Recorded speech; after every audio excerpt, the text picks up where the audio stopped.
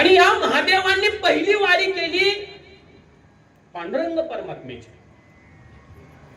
नंदीवरती बसलेत, गणपती बाप्पा घेतलेत, पार्वती आई साहेब सांगती आहेत आणि नंदीवरती सवारी पांडुरंगाकडे चालली आहे.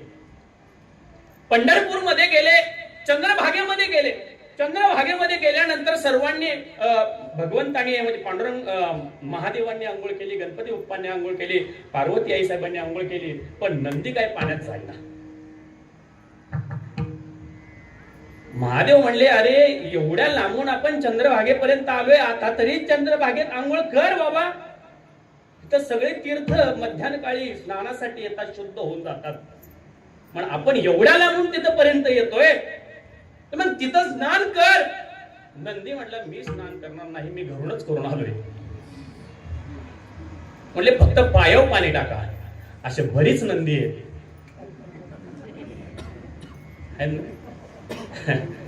चंद्रभागेपाशी जातात, कुंडलिकाच्या जवळ जातात, पण पायावरच पाणी घेऊन माघारी येतात. चला असो, मग ह्यांची वारी पांडुरंग